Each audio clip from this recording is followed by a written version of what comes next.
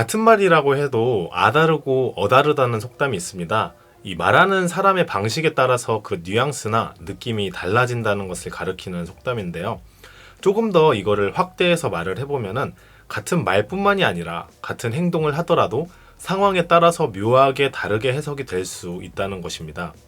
분명 같은 상황인데도 이것을 어떻게 포장하느냐에 따라서 결과가 완전히 달라질 수 있다는 것이죠. 예를 들어서 제주도 여행을 다녀와서 반 친구들한테 감귤 초콜릿을 이렇게 돌리는데 평상시 좋아했었던 사람에게 초콜릿을 그냥 2개를 주는 것보다 다른 친구들을 하나씩 준 다음에 너는 특별히 하나를 더 줄게, 너는 하나 더 라고 하는 거는 약간 뉘앙스가 다르죠. 결과는 똑같이 초콜릿을 2개 준 것이겠지만 받는 사람 입장에서는 이게 뉘앙스가 약간 다르게 느껴집니다.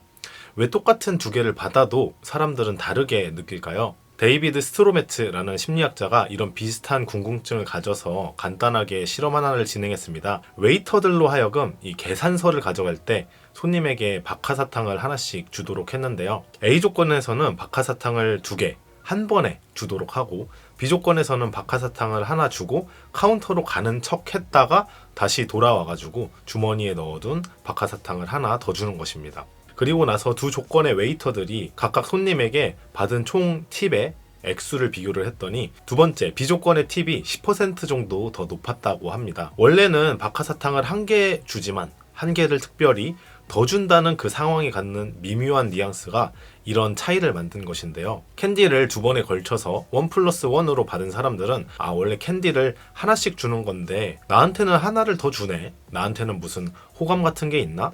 호감이 있는지 없는지는 잘 모르겠지만 일단 기분은 좋네 라고 생각을 하면서 자신을 긍정적으로 봐준 그 상대에게 조금 더 잘해주고자 하는 그런 모습들을 보입니다. 그 결과가 팁의 액수에서 조금 차이가 났던 것이고요. 이렇게 팁의 액수가 차이가 났던 것은 사람들이 지각적인 대조를 하기 때문인데요. 쉬운 예로 20kg 덤벨을 들다가 10kg 덤벨을 들면 조금 가볍게 느껴지지만 5kg 덤벨을 들다가 10kg 덤벨을 들게 되면 조금 무겁게 느껴질 수가 있습니다. 그러니까 같은 대상이라고 하더라도 그것의 순서, 배경, 그리고 주변의 환경 등에 따라서 그 대상에 대한 어떤 인지가 완전히 변할 수가 있다는 얘기입니다. 그런 사람들의 인지가 바뀌어질 수 있는 이유는 기대치 위반이라는 효과가 있습니다. 이 효과 역시도 사람들이 비교하는 습성에서 나오는 것인데요. 되게 간단하게 일상 사례에서도 찾아볼 수가 있습니다. 예를 들어서 축구 경기를 우리가 볼 때 전반전까지 이기고 있다가 후반전에 이기는 것보다 지고 있다가 이길 때 조금 더 긍정정서가 생기고, 강팀에게 붙어서 지는 것보다는 약팀과 붙어서 질 때 부정정서가 더 생기잖아요. 그런 것처럼 본인의 기대, 본인이 가지고 있었던 기대를 크게 위반하게 되면은 그것에 배가 되는 긍정정서와 부정정서를 느끼게 된다는 것입니다. 자, 그러면은 이런 심리학적 차이들을 어떻게 하면은 일상에 조금 적용을 시켜볼 수 있을까요? 자, 가장 간단한 상황, 친구와의 약속에서 늦을 때를 예로 한번 상황을 들어볼게요. 약속 시간은 2시인데 2시 반에 도착할 것 같은 느낌이 듭니다. 그러면은 여러분들은 A와 B 선택지가 있다면 어떤 선택지를 할 건가요? A는 이제 다 왔어, 다 와간다, 나 여기 사거리 앞이야, 조금만 기다려 라고 이렇게 말을 하는 것이고요. B는 나 3시쯤에 도착할 것 같아, 할 거 하면서 조금 시간 보내고 있어 라고 말하는 것입니다. 심리학적으로 생각을 해보면은 최악의 행동이 A고 그래도 최선의 행동이 B가 됩니다. 결과적으로는 이제 A는 기대치 위반 효과에 따르면 기대했던 바와는 다르게 더 늦어버려서 상대방을 더 화나게 만들 수 있고요. B 같은 경우에는 기대했던 것보다 화를 조금 경감시킬 수 있기 때문에 B가 최선의 선택지가 될 수가 있습니다. 기다린 사람 입장에서는 A는 곧 도착하겠지라는 기대감에 아무것도 하지 못하고 기다릴 수밖에 없지만, 그래도 B도 메시지를 받는 순간 1시간이나 좀 늦고 이거 정말 미친 거 아니야? 라고 이렇게 생각을 할 수도 있겠지만, 일단 만나게 되면은 그래도 예상 시간이나 30분이나 일찍 왔네? 라고 하면서 그래도 나름 어떤 노력을 하면서 빨리 오려고 노력은 했구나 라고 생각을 했을 수 있기 때문입니다.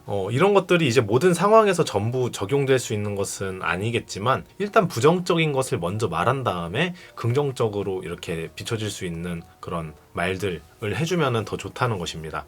부정적인 메시지를 먼저 말하는 것이 좋다는 것은 여러 심리학자들의 의견입니다. 게르트 보너라는 사회심리학자는 자기 PR할 때 자신의 강점만을 나열하기보다 자신의 약점을 먼저 말한 다음에 이를 상쇄할 수 있을 만한 장점을 후순위로 어필하는 것이 효과적이라고 말을 했었고요. 엘리언 아로슨이라는 심리학자도 이런 거랑 비슷한 맥락으로 어떤 사람을 평가할 때 칭찬할 것과 좀 비판할 것이 두 개가 있다면은 먼저 비판부터 한 다음에 칭찬을 하라. 그것이 조금 더 상대방의 받아들임, 상대방의 긍정적인 정서에 도움이 되었다라고 말을 했습니다. 이와 같이 같은 행동들을 하더라도 다른 사람들에 의해서 다르게 해석이 될 수 있습니다. 똑같이 두 개를 받더라도 한 개를 받고 또 받는 것과 두 개를 동시에 받는 것은 완전히 다르고요. 그리고 이런 사소한 것들이 조금씩 모여서 우리가 다른 사람에게 좋은 인상들을 남겨줄 수 있는 것이 아닌가 그런 생각이 듭니다. 하여간 오늘은 되게 가벼운 주제로 심리학 얘기를 해봤고요. 이렇게 가벼운 컨텐츠들로도 가끔씩 찾아뵙도록 하겠습니다. 제가 너무 무거운 것만 한 것 같아가지고 구독자님들이 잘 안 누르시는 것 같아요. 하여간 오늘 영상은 여기까지고요. 시청해주셔서 감사드립니다.